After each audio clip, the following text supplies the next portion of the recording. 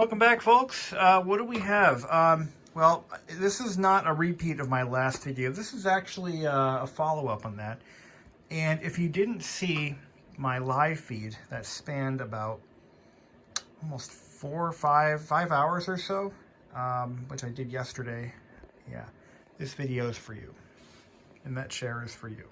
There you go. So this is my my G3 Blueberry iBook. A little bit of recap here. I picked it up from a local seller on Facebook Marketplace. I bought it for 120 bucks. And the expression pig in a poke really applies here. I really didn't have much of a history on it. The guy claimed it worked. He said the CD-ROM drive might be bad. Didn't have a power supply for it. So I figured it was, for me, $120. It's not a gamble too far. I know plenty of folks who happily pump many times that into slot machines every weekend and walk home empty-handed. So at least I'll have something. If it doesn't work, I'll have a good parts machine for when I do find one that does. So I didn't really care. He didn't know how much memory was in there. He didn't know what size the hard drive was. So, you know, it was kind of a gamble in every way. So in my earlier video, I talked about how much these G3 Blueberries, how can I put this? I really had a thing for these machines when they were new. I really did. It was kind of like a secret obsession, not an obsession, but a secret, not love, but I really liked them. Now, on paper, the G3 the G3 iBook wasn't an earth shaker, you know. It wasn't really anything any of my friends had any interest in. They were all PC gamers at the time, and, you know, they would come home to a nice Pentium 3, whatchamacallit, or even a Pentium 4 for the jet setters. I went home to a 486 at the time. No joke, I had a 486 when these were released back in 1999. But I really had a love affair for the G3s. It was a secret, something I wouldn't admit in public, but I really liked them. And I talked about this because they're so well made. They're very durable, and especially when they're new, and this plastic, this polycarbonate is very supple and able to withstand an impact. I wouldn't put one of these through the paces of an average college student or a high school student today, because it would be broken down real fast. This plastic, as it ages, it gets brittle, and that's one of the real banes of the vintage computer collector, is that while you might have a perfectly preserved machine, whatever it may be, plastics do age, and they do get more brittle as they get older, and you have to take care not to, really bump them or, get them into any jeopardizing situations. Right, Oreo? Right, Oreo? You look at me or not? Okay. Otherwise, this machine has aged pretty well. It does, and I talked about this before, but it does have the usual stress cracks that are visible, but they're not really a problem. Like, for example, around the Apple logo, you've got these micro cracks here. That's typical. That's just how they age. There's nothing you can do about it. It's like the slot load iMacs. Now, this is a tray loader. These are a little bit better, but the slot loader iMacs almost always have shattered chassis. Plastic behind this this clear, translucent faceplate. Behind it is an opaque, almost an almond color plastic, and it has a tendency to self-destruct. And there really isn't a whole lot you can do. That's just the way they go. Anyway, so I bought this machine as a pig in a poke. I didn't know really what the specs were. We got it running. I had 2 power supplies, thankfully. I had 2 of them on hand, and I was able to fire it up. Confirmed that the optical drive was indeed dead, and we confirmed that it did, in fact, have its original 3 gig drive. Now, the way I date these machines is I look at how old the hard drive is and the optical drive. So in my hand here, I've got the original Apple logo 3 gig drive. Now, we don't know what the repair history is. It's possible this drive could have been replaced under warranty. Just throwing that out there. But hard disk drive age is a good barometer for determining how old something is, if you don't have an actual production date somewhere stamped inside the case.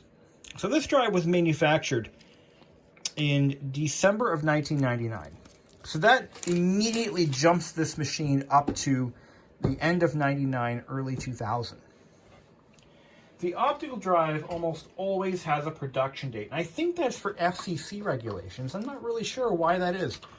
But it's a class 1 laser device, and I think they have to have a date of production. I don't know, just guessing. The flex circuit was made in 9 of 1999, and the drive was made in November. So that, once again, supports our approximate date of production. The laptop was probably final assembled in January or February of 2000.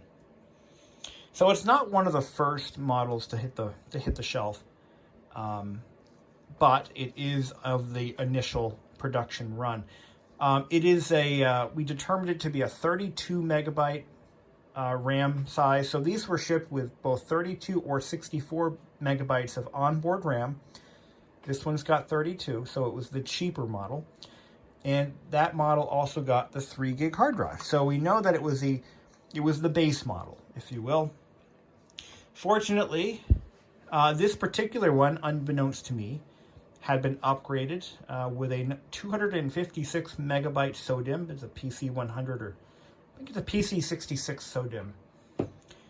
And so that's kind of nice. So it has basically the maximum amount of memory that it can take. So we went ahead and put a 20 gig hard drive. Now I did a full disassembly, first time I've ever done this on a live video. We fully dismantled the entire machine, and we looked at the condition internally, looking for any stress cracks or anything that might be an opportunity for a repair. You know, I can find another chassis, for example, if I need to. They're not that hard to find right now. We found no damage. There was something rattling around inside, and it turned out to be an extra screw. I don't know why there was an extra screw in there, but we took it out, and it's no longer a threat to anybody. Didn't cause any damage. Everything's good to go. Taking these machines apart does require a bunch of different screwdrivers. You're going to need I think you need a 5mm nut driver. And you need, if I'm not mistaken, don't quote me on this, but I'm going to try to remember which one of these I had. No, it was I think it was a T7. See if this T8 fits. You can do okay, T8 works. You can do a T8. Apple is known for using Torx drivers on their portables. As far back as the PowerBook 100 or the 140. I forget which one started, but using a Torx driver to open an Apple is nothing exotic. That's just how they're put together. You need a number 1 Phillips. You need a T8. And you need, I think I needed, the 5mm nut driver. This one right here, that's a 4.5. Here's my 5. You need the nut driver to remove the standoffs that hold the CD-ROM drive and the hard drive in place. You know, this laptop is built similarly to the earlier PowerBook 100 series. And just the way it's built, the way everything is layered inside. Fortunately, it does have a single board logic board. What's nice about the G3 though is that it has a separate board for the power input. These power jacks were known to fail, and they're actually quite common, and they are replaceable. So when I had it apart, I didn't find anything surprising. There were no weird damaged parts, no cracks. This thing was pretty well cared for. You know, it's got the typical scuffs that you would find on one of these, like this. I'm going to try to polish this out by hand. I'm going to use a drill attachment. We're going to do that on camera. We're going to do that today. Don't worry, we're going to get to it, I promise.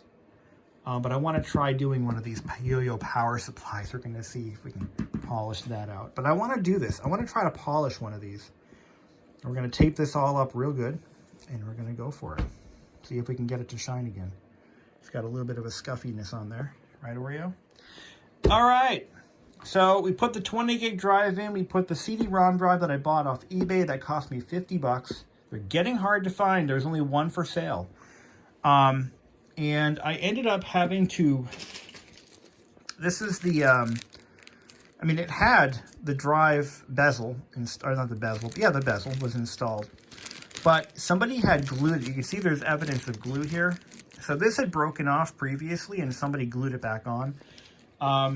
Fortunately, the one that came with my laptop was not broken, so I was able to put that on. And the other thing I did was I found that the replacement drive's eject button, which is mounted to this little board right here.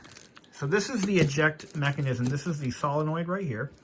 And then there's the little button. That button doesn't close. I tested it with a multimeter. It does not close. So, bye-bye button. So I was able to swap out that assembly from my old drive onto the new one. So there were two parts that did not work. And all that aside, it's pretty good. Pretty good. Now, what I did not expect this. This was a surprise. The battery, which is a non-OEM replacement, it was from OWC, it actually works. The machine has approximately 2 to 2.5 hours of battery life on a full charge, which has gotten better, by the way, since I got it. When I first got the machine, the battery wouldn't take a charge. And then I left it plugged in overnight by accident, come in the next day, and come home from work, and it's fully charged. No shit. The battery woke up. It is working, it's charging, it's living its life. It's fired up. So I did a clean install of OS 904, which is all I have on hand. I need to burn a copy of 922. I'm going to keep this as an OS 9 machine. I've made that decision. I'm going to keep it as OS 9. I think that's where it's got to be. To be compatible with a lot of the older Apple software that I've got, I'm going to keep it on OS 9. But I will upgrade it to 922. I just need to make myself an install CD. I have the image, I just need to do it. And we're going to fire it up. When I got this machine, it wouldn't run right. It would boot up. It had OS 9 on it, and it would not start up. It would start up, but the keyboard and mouse wouldn't respond. For some reason, they just wouldn't work. So I came to the realization that it was because of some extensions that were running that were corrupt. And rather than isolate which ones they were, I just started disabling all the non-OEM ones. And got it running again. So now this is a clean install, a clean build. And she's going good. Now, what is a Blueberry iBook worth? Now, as far as the iBook clamshells, that's what they call these. These are the clamshells, even though the term clamshell is kind of encompassing of all laptops of this form factor, where the lid is the screen and it closes like a clamshell. These were definitely more of a clamshell than in shape and style. So that's when you're talking about iBook clamshells, that is what these are. The model that preceded it, that succeeded it, which was a white plastic with silver trim, those are, I don't know what those are called, but I believe those are called the, like the 4 USB or the 3 USB or something. It was a different nomenclature for those. But when you're talking clamshells, the colored models, the ones that come in fun colors, now that's what these are. Okay. What I noticed immediately is, now I've owned, this is my third one so far. I've owned two previous ones. I had a Lime one. I had a Lime iBook back in the day when they weren't worth anything. I had a Lime iBook. I can't believe I got rid of it. I'm really, really pissed off that I got rid of that, because that was the holy grail. The iBook is the top dog. If you're into collecting these things, it's the lime green is the hardest one to get, so it's worth the most. Those had DVD drives. I think it was a G3 466 or 466, I believe, or a 500. I think one of them was a 500, maybe, or maybe they topped out at 466. Anyway, they had DVD. I think they were DVD or W drives. I think they were super drives. I'm not positive on that, but you could definitely play DVDs in them, right, Oreo? That's what I thought. But the iBook SE, which was the graphite gray and the navy blue. What was the navy blue called? Somebody help me out here. Those are more desirable. Now, personally, I'd rather have the original. I'd rather have the one that was released early, the earliest model, because that's just how I collect things. I like to have the first or the last of a particular item, this being the first one. I've got the first iMac. I got the first iBook. That makes me happy. That's what I'm going for. But most collectors are after the more desirable, more capable ones, which support FireWire and other. So a FireWire one, you can use it as a you can boot it into target disk mode and just copy stuff over to it like that. It's much easier. But OS support on this, I believe, tops off at, I want to say it's Mac OS 10.3.9 Panther. I think that's Panther. But the newer ones, the DVs or the SEs, the DV or SE, I think it's DV. Those can do, I believe, 10.5. I think they can do 10.5. They can definitely do 10.4, but they might do 10.5. So good on them for that. What I want to do now is I want to see if I can't buff some of the scratches out of my yo-yo power supply. And if that works, I'm going to try that method. I have two yo-yos. I got one over there, and we're gonna get the drill press rigged up so we can actually get this done. Over here, by the way, is my Mint PowerBook G4. So I'm letting it every once in a while. I let these things charge up just to keep the batteries from going stale. And here's my drill press. I'm gonna chuck in a buffing wheel, and I'm gonna use some motorcycle windshield polish, and we're gonna try to bring a shine back to this. So stay tuned for that. Okay, so here we go. We're gonna try to buff the scratches out of this with windshield polish. It's getting everywhere. Making a huge mess. Probably not.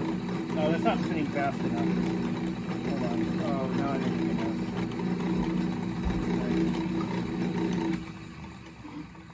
I'm going to change the speed of that drill press. Oh, I just got the shit all over my phone too. Crap. All right, here we go. I think I have to get this one on first.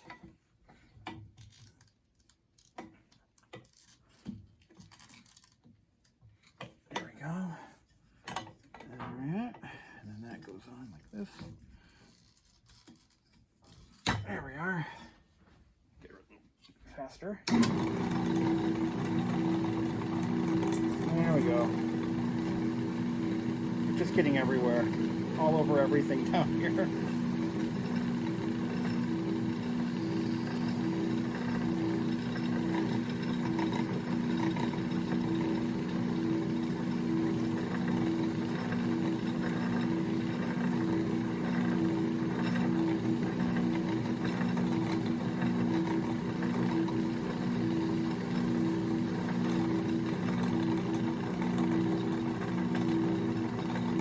Bad. I think it's working.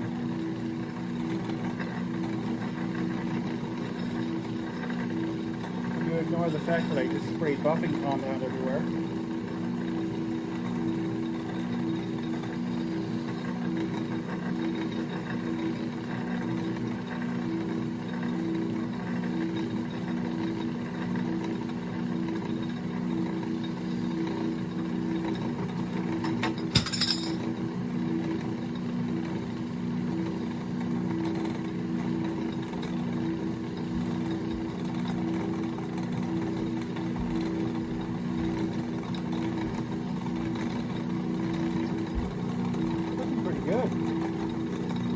brand new again. Try to get the back side of it.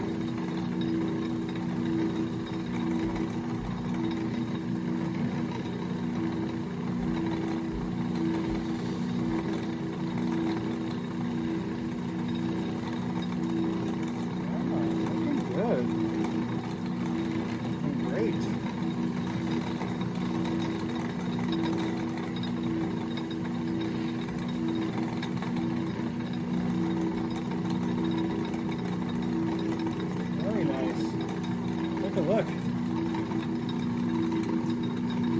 It's actually impressive. I wasn't expecting it to come out like that. So let's finish the job. Have a nice, freshly polished apple. Wrap up the cord so it doesn't get tangled. Let's finish the job.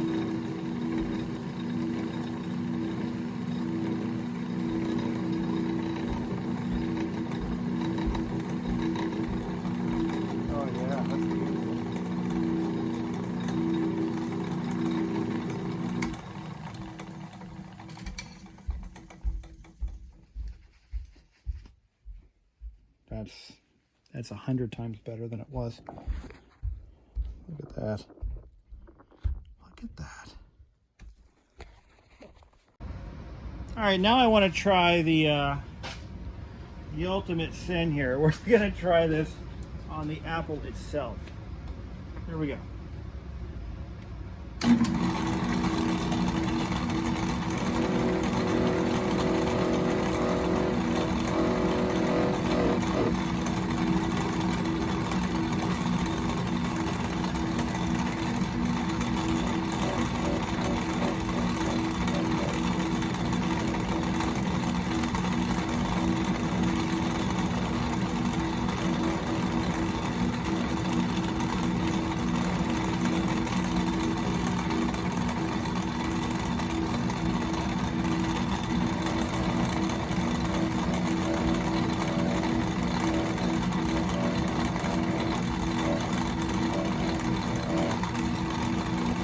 It actually works. Yep, it's working.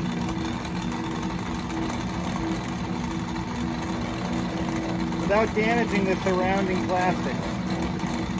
And changing the finish.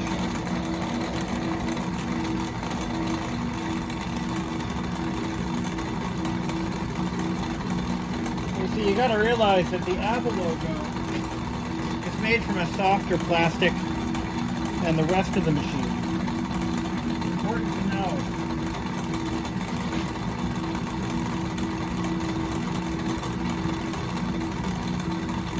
But I think it's as good as we're going to get it. There are some scratches in that logo. I don't know if we're going to get through it too well.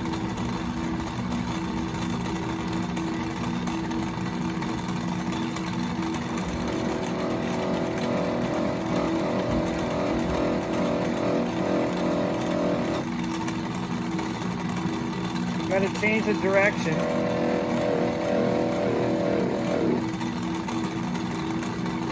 Oh yeah, that'll do her.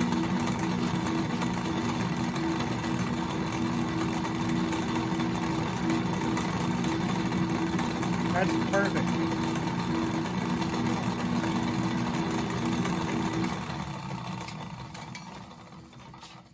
Oh yeah, that's exactly what we were trying to accomplish.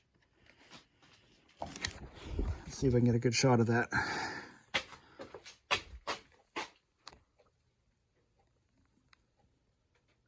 Perfect. Absolutely perfect. So I went back and I hand buffed the rest of the plastics. And these are a textured plastic.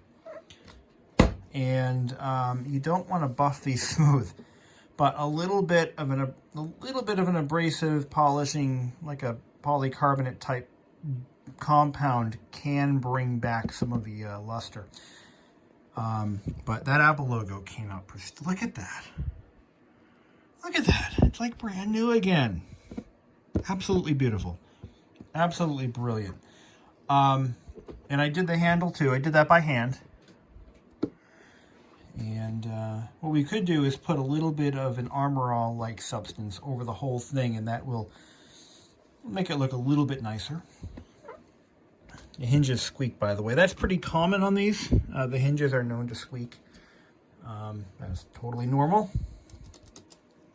What's unfortunate, though, is with the power supplies, they used a translucent, plasticky, rubbery stuff, and sometimes that would discolor. There's really no avoiding that. It just happens. And it gets gummy and sticky. Now, we're going to clean that all up with alcohol, but the discoloration is permanent. There's nothing we can do about that. All right, now, these power supplies were used not only in the G3 iBooks, but they were also used in the PowerBook line. And this particular one is the original Gangster. This is from 1999, and there were some slight variances in maybe materials and suppliers, but this is from 2003. These are both 45 watters. They use the exact same cable. They are ungrounded, and they use that Mickey Mouse plug, but they don't utilize the ground pin. So this one, being from 1999, is more on par with the original. It also has the least amount of discoloration on the plug. The PowerBook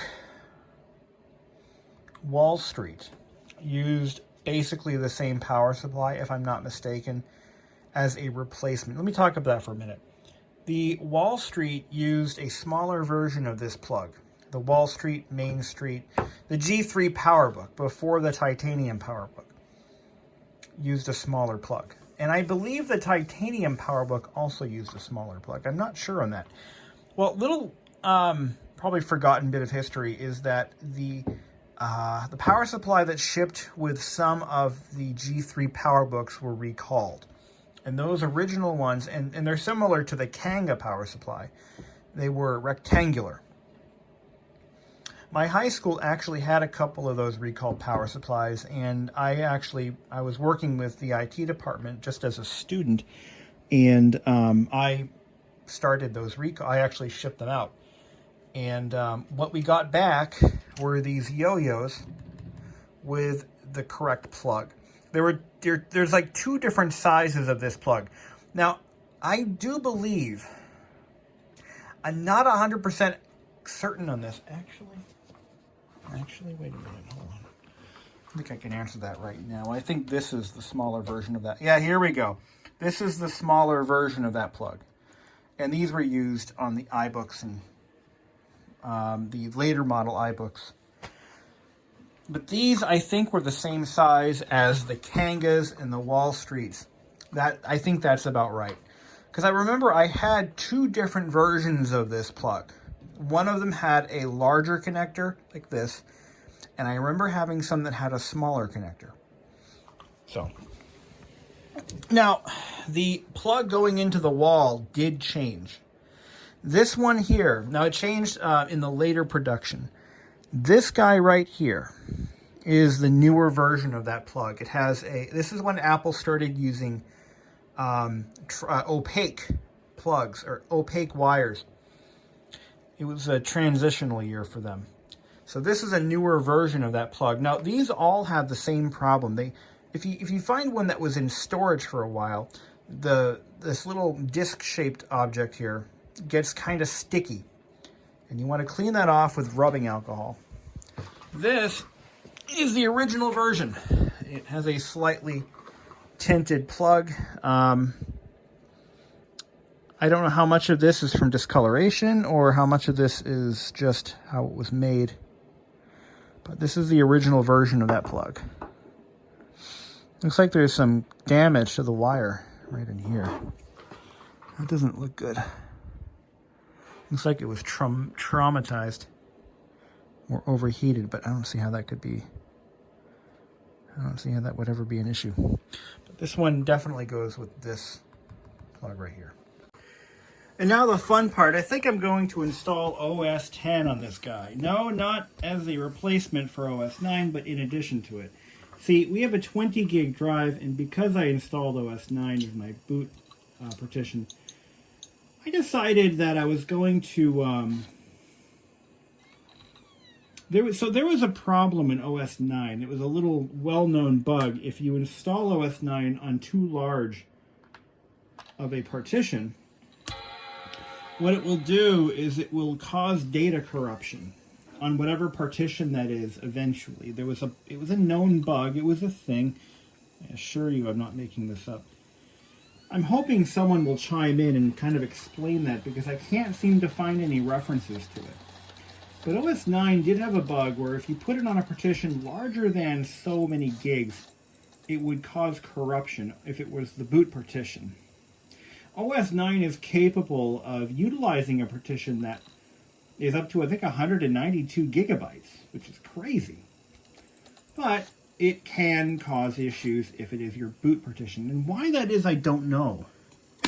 Like I said, I'm hoping someone can remember what that was, because I don't. Anyway, we have a 10 gig drive.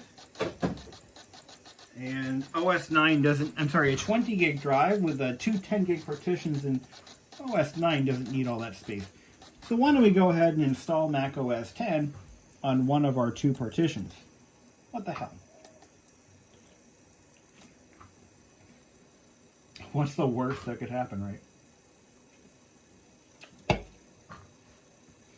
No, I have 10.3.9, but I'm going to put OS 10 on it.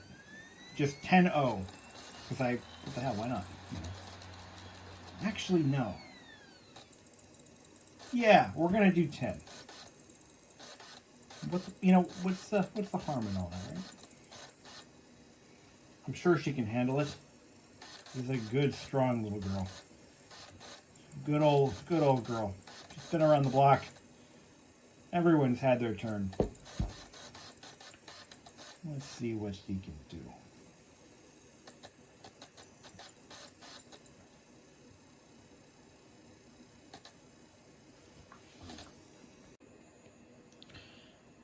All right, let's see, use English. Now I should be able to, I might have to repartition the whole drive. I'll have to check that out. I've never really, never had to do this before. Let's see what we got.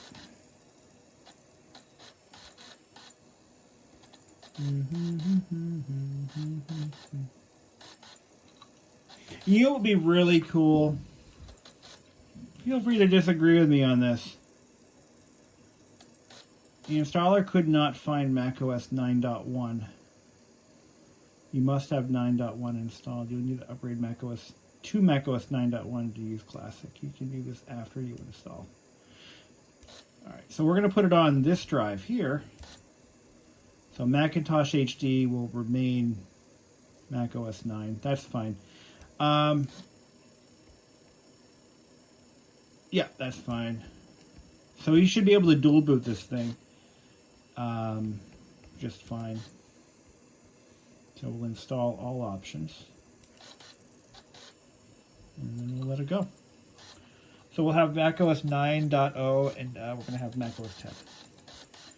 So this will allow the machine to run most of the software that I currently own.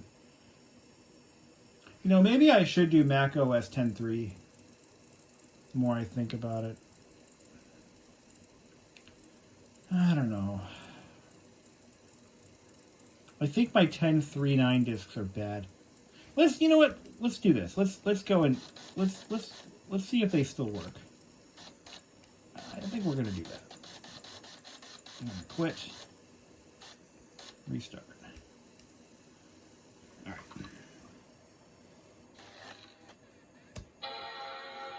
Hold down the Option key.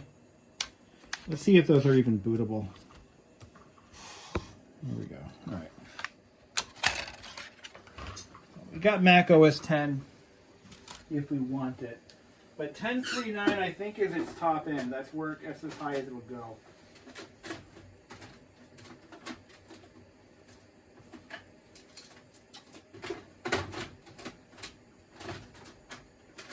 Oh, they're right here.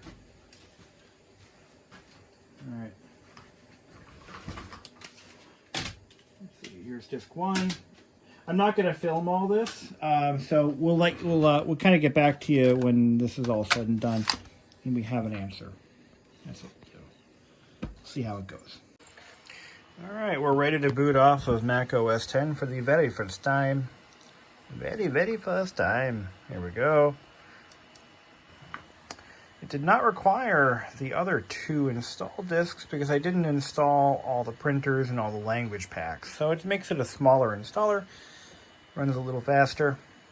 Yippee-ki-yo. So I found that one way to bring this plastic back here, this finish, I'm looking this over. I just I did this on camera, but I kind of buffed it a little bit with a little bit of that motorcycle windshield polish, and it made it look a little better. I'm going to try it on the screen, on the display bezel, and I'm going to apply it again to the lid. It really makes it look a little bit nicer. Brings back some of its finish. So, hooray for that.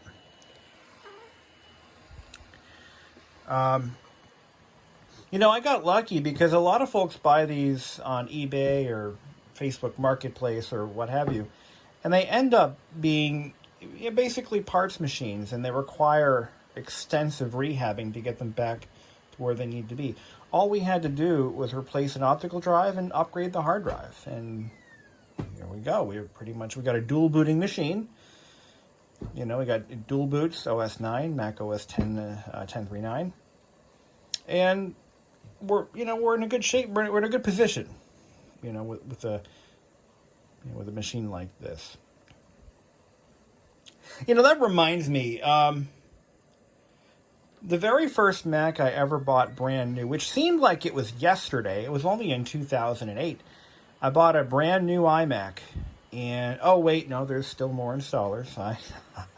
Oh boy, I think I'm going to need that second disc after all. Anyway, the first Mac I ever bought brand new was a Mac OS 10.4 machine. You know, I bought it in February, actually, February of 2008, and I was so excited. I was so happy. You know, I had just bought my first home. I bought a little condo, and you know, I did it all on my own. Nobody helped me. I didn't get help from anybody. I bought my first place, got my first mortgage. I was driving a brand new car. How old was I? 22, 23 years old. I was 23. I had a brand new car, my first condo. And I went out and I bought my very first brand new Mac. I had switched from Windows XP because Windows Vista wasn't a decent replacement for Windows XP. Nobody will disagree with me there. And I bought my first Mac, and I was so excited. I was so proud of myself. You know, it was a good time for me. And the Mac that I bought was a 24-inch iMac. Now, 10.4 came out, you know, a year after 10.3.9 did. It's just wild how it's like, time flies, man. Appreciate the time you have, really, because it goes by quick. I think he wants in. What do you think? Anyway, so yeah, my first iMac, it was I bought the middle spec 20-inch, not 24, 20-inch iMac. That was the aluminum body. And come on in, bud. Come on, little guy. You sound like Marge Simpson. You go, oh, just like Marge Simpson. I should call you Marge. Margie. Little Margie. Anyway. Are you done? Are you done being a jerk? You gonna come in? You gonna come in and say hi? Or you're gonna let all my heat out? No, you don't pay the light bill, so you don't care. You don't care. You're not paying the electric bill. Come in or out? You decide. I guess you're in today. No? You want to go out? You just want me to leave the door open, right? That's what you want. All right, whatever. Figure it out. Kids. So anyway, what is with him? What is with that guy? What is with your brother? Anyway, so I bought my first iMac in 2008.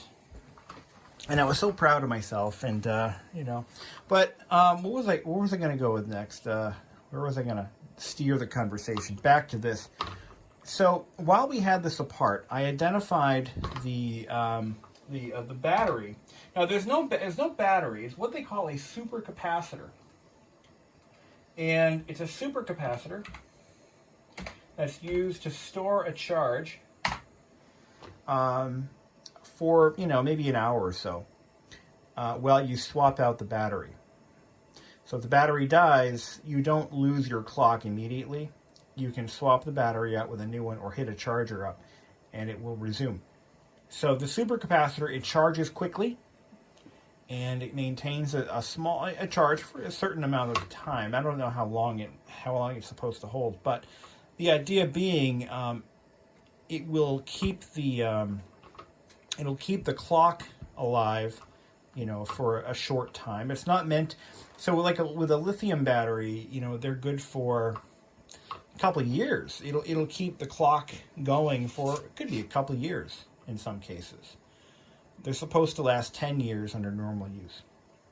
So while the iBook G3 does not have a clock battery, it has a supercapacitor. And just like any capacitor or battery, they should be replaced after a certain length of time. 22 years is a good time to replace it. And I'm going to show you what you need. This is the part you need. It's mounted on the logic board just right around here. When you take the shielding off, it's right about here. You're going to have to pull the whole board out, and you're going to have to do some soldering.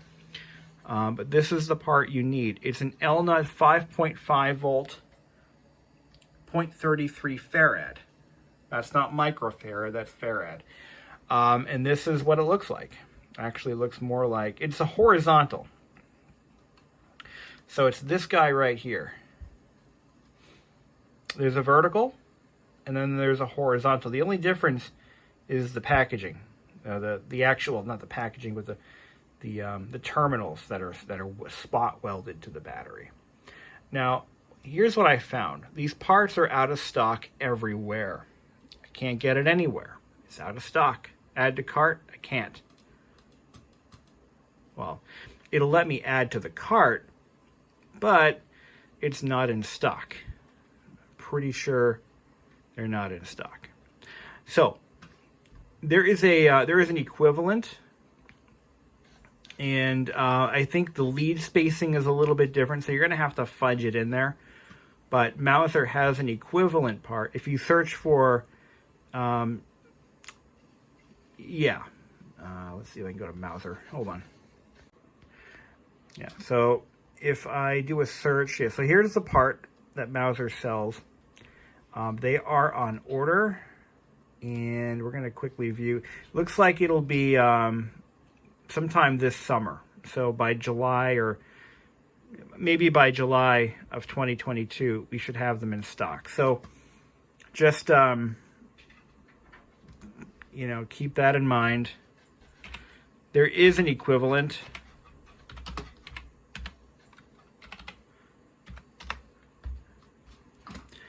And here it is.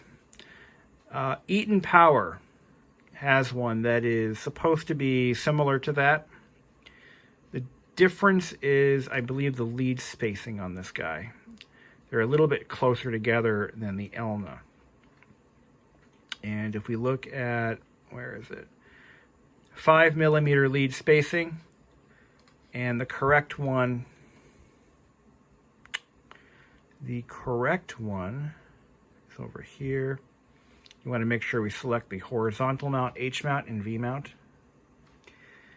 And we've got, let's see, was it 5? Lead spacing is 10mm on the correct one. So when I can get this part in, I'll probably go ahead and put one on. I'll order one, and I might just place an order anyway, and we'll replace that just to be safe, just to be on the safe side. We'll pop in a new one. It's not hard to do. We just got to pull it all back apart again. But I might not do it. I might just leave well enough alone, But if you do want to restore it properly, you do need to change out that supercapacitor. So it's correct. There is no battery per se. It's just the supercap. You guys remember when Mac OS used to play music? It's been years. Don't create an Apple ID. Remember when you could not have an Apple ID? And you could just zip through these and not give them in your... Oh, you have to put in... Oh, I don't want to do that. Oh, I don't want to put my info in there. Think it'll take it? Where do you live, partner? Well, I live in Facuseville, Kentucky. Oh, yeah, Facuseville? How do you spell that? Well, damned if I know. I'm from Kentucky. I don't know how to spell nothing. My apologies if you're from Kentucky. Here we go. Aww. 03102. That's the zip code for Facuseville, Kentucky. It is not a valid freaking 603. That's the area. Oh, I hit the numlock. That's the area code for Facuseville, Kentucky. Not a local. Damn you! I made up a phone number from my home in Facuseville, Kentucky. Facuseville. Yeah. Who's gonna use? I'm a truck driver from Facuseville, Kentucky. Home business. Truck driver is not, Apple is so classist. There is no truck driver. No truck driver. Truck drivers don't buy computers like this? Come on. Come on. You mean to tell me poor truckers? Yeah, other. I guess I'm other. I'm a truck driver from Facuseville. And I gotta select other when they ask me what my occupation is. Oh, golly gee willikers. Admin? Admin. What's your name? Admin. Admin? I'm a kidder. That's what they call me down there in Facuseville. I'm a kitty cat. Anyway, no password. You don't have to put in a password. You can just continue on, and it will let you go. This is, by the way, Mac OS. I don't know if this is 10.3.9 or just 10.3. We don't have no earthlink in Facuseville. We got 2 cans of beans in a string. Down there in the Facuseville, Kentucky. I ain't ready to connect to no internet. I ain't trust nobody. You know what's funny? It's the rednecks who didn't trust anybody when the internet came out, and guess what? They were the right ones. They were correct. We're not ready for the internet here in Facuseville. Register later. We'll mail it in. Cupertino, what in the hell? What kind of left-wing hernia? Yeah, anyway. Boston, USA is fine. Thank you very much. It actually has the correct date and time. It is indeed 5:20 p.m. 2/27/22. You know, I just noticed something. When was it? Yeah. Okay. I'm like, did I even set the date and time? Yes, I did. After I had fixed all the problems. Well, it looks like I'm ready to experience a computer for the first time here in Facuseville, Kentucky. And I'm going to tell all my truck driver friends that I got a computer and it's all fancy and shit. I'm such a jerk. All right. We are up and running, and we're going to rename the drives. This is going to be Mac HD. Macintosh HD X, and this one is going to be Macintosh HD 9er, and we've got we have an airport. It sees my adapter, or it sees everything. It sees all, but I do not believe I can put in my password. Hold on.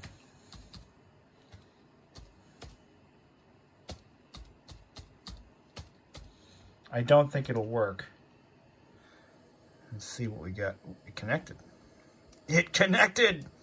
It connected. Will Safari run? Will Safari run? Oh, I wonder, now that we're on Mac OS 10, what kind of info will it have? Server not found, obviously. What kind of info will it have on our battery? Will it give us charge counts and all that happy crap? No, that's not able to be done. All right, so, okay. Well, that's too bad. That's too bad. I can go to Google, I think.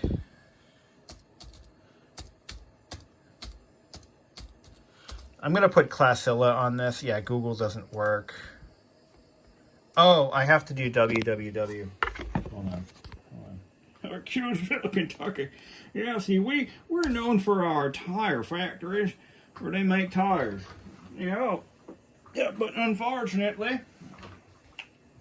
the CEO of the tire factory decided he needed more money, so he sold it to China.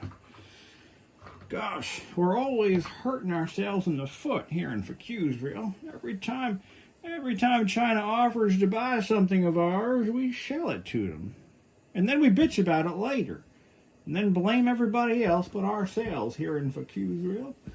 Yeah, that's right. Now, my buddy sold his pig farm to China, and now he bitches about China buying all our shit. It's the funniest thing, you know, here in Facuseville.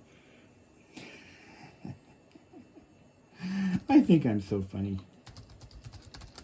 Here we go. Ah, criminy. Yeah, I don't think that's going to work. I think I need to put a newer OS in here. If I do a Google search for AOL, server not found. But I am connected. It's just not going to happen for us. So I need to get myself a copy of, yeah. I'm going to change my background. What do you think? I'm pretty impressed. Oh, this is, here. That's better. Look at that. White balance, all that shit. This is running pretty good. A little sluggish, but, you know, it's about what I would expect. I mean, this thing is 100 years old. Now, 10.3.9 came out in, I want to say, don't quote me on this, but 2006. It says 2003, but I know it's newer than that. Because 10.4, when I bought my Mac, oh, this is not 10.3.9. Okay.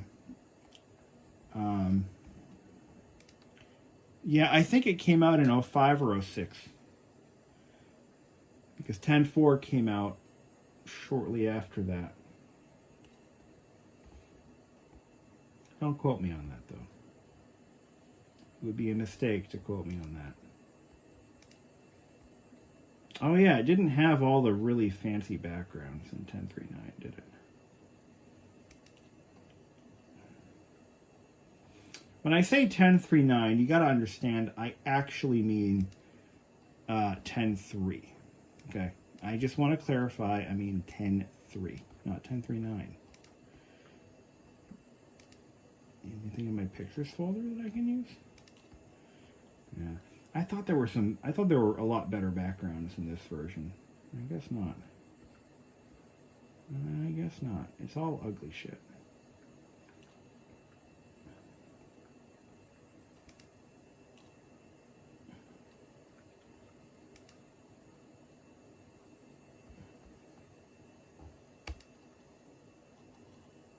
Yeah, it does run kind of slow.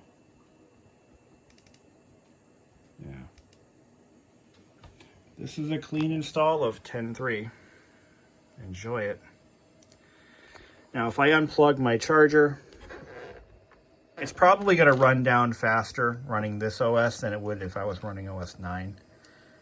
More than likely. Show percentage. There we go. And there you have it. And you got to meet Walter from Facuseville, Kentucky. I'm so glad I could introduce all of you together. Thank you for watching. You all have a great day. I thought I would just, we'll give this Classila thing a quick trial and see what happens. So I copied this through my, I'm watching a Rich Rebuilds video, by the way, while I'm doing all this. Guy's cool. Anyway, so we're going to see if we can get this to run.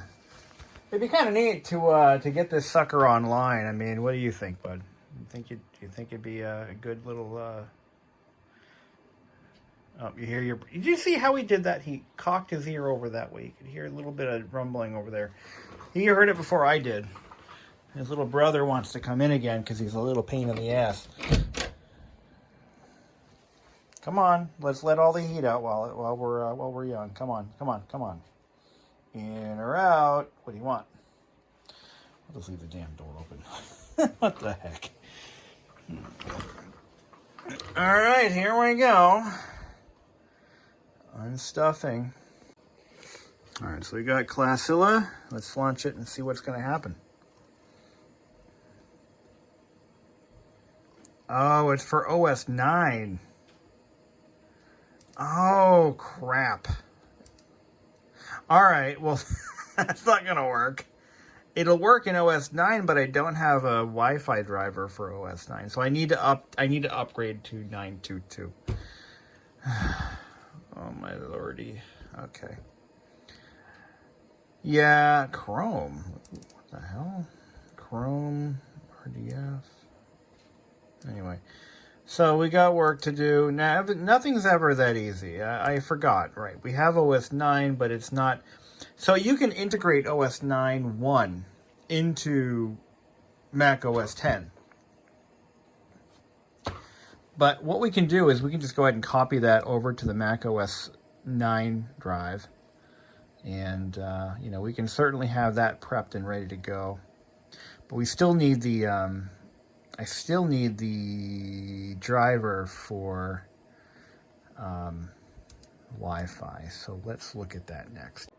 So I want to show you, before we get into the next step of this process, this is how I rejuvenate the rubber coating at the bottom. You take a magic eraser and window cleaner, just Windex.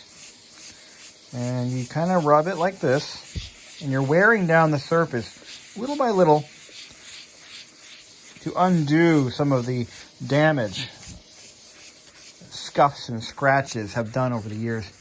Just kind of undo that damage, just like this. Checking periodically. You don't want to take off too much material, but this will. This is kind of how you polish the rubber overmold. And as you can see, now this was Scuff City right here. This was pretty nasty looking, and it's starting to look pretty decent. I think that's where we're going to stop. You want it. The goal is to have a nice uniform appearance, and I think we've achieved our goal. Nice uniform. You don't want it to look brand new. You're not going to get that much. But yeah, we've removed, like, this is looking good here. You could probably go a little further over in this section. I see like this sputtering type appearance. We're going to get rid of that. I just realized I was filming with 2 iPhones, and I think I lost some footage. So, yes, I went over this one more time with my polishing compound. I'm using Meguiar's Plastex, which is also used for motorcycle windshields and headlights and clear plastic. It's good stuff. But we got all the real nastiness out of this. And we'll take a look at the bottom one more time. And let's have a peek there. Now, I don't know if I got any good shots of this beforehand, but it was scratched to shit. Scuff marks. It looked terrible. We were able to buff that out. Again, magic eraser, a little bit of Windex. Make sure that magic eraser is wet. You don't want to use it dry. And this is what you get. Now, we could probably do it one more time, but again, I don't want to go nuts. Don't be alarmed if you see little stress cracks inside the plastics. It's molded this way. This is molded like that, and you're gonna see stress cracks. Don't be alarmed. These are strong machines. Stress cracks notwithstanding, they're very strong. So I wouldn't worry about that. I knew that buying this, that is gonna have stress cracks. There's just no way around. Look at this right there, stress crack in the handle. You just don't worry about it because you're not gonna find one that doesn't have them. Just saying. You know, this one was pretty well cared for. Showed no signs of any abuse. And it looks like it's in pretty good shape. It's held its own for 22 years. It'll probably be around another 22 years. I mean, a 40-year-old computer is not an unheard of concept these days. Some of the machines that I own are pushing 40 years old. So you take care of it, you keep it in a nicely stored, nicely cared for, it's gonna last. Now, the only thing that's gonna fail on these laptops are capacitors at this point. And hard drives. So, you know, that happens. You know, that happens. So what I've done is I have set it up to dual boot. It is now dual booting macOS 9.2.2 and macOS 10.3. So the default boot option is going to be 9.2.2. So let's boot her up. This thing is looking nicer and nicer the more I do, and I think I've reached a point where I have done everything I can do. Now it's time to just enjoy it. Maybe bring it on picnics and, you know, bring it to coffee shops and see how many people gawk at me with this weird-looking device. What the hell is that? So, I think it's a good find, and I'm pretty happy with how this all turned out. So macOS 9.2.2 is available as a downloadable disk image. I found my copy. Hold on a second. Where did I find it? I'll have to. I don't have it in my history. Anyway, it's there. Just do a search for it, and you'll find it. macOS 9.2.2 is what you want. There you go. So, I found an ISO image of Bugdom, which is a game I really want to play on this. It seems built for it. In fact, it came with it, I think, from the factory. I'm going to delete all these shortcuts that were part of 9.2.2. Get rid of those. Of course, I enabled Platinum Sounds. You know what I'm saying? Yeah, I did it. I'm not ashamed. macOS 9.2.2 is probably the best operating system for this machine if you're going to run software that was native to this era of Appledom. It does have the airport extensions built in, so I can connect it to my wireless network. I was not able to browse the web, even with Classila. It didn't really get me anywhere.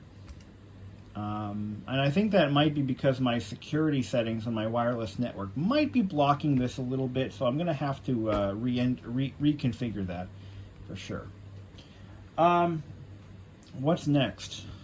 Well, that's it for this video. In my next video, maybe we'll play some old games. I've got, like, 9.2.2 should be able to run the original version of Doom, which I do have. And we can give that a shot. Maybe we can get some other software for it. I've been looking elsewhere for disk images that might be of interest to me. So beyond that, folks, I think that's all we're going to do for now, and I appreciate your viewership, and have a great day, and save those old Macs, because, you know, they will be appreciated in the future. This thing is really slick looking, and I only paid $120 plus $50 plus $14 plus my time. I'm in at about $200. Let's be honest here. That's not too bad. I mean, if you were to buy one in this condition as it is, you'd probably pay more than that. So, and if it's a lime green, or if it's a fancy color, or an SE or DV or whatever, you're going to pay a lot more than $200. Until then, folks, you have a great day.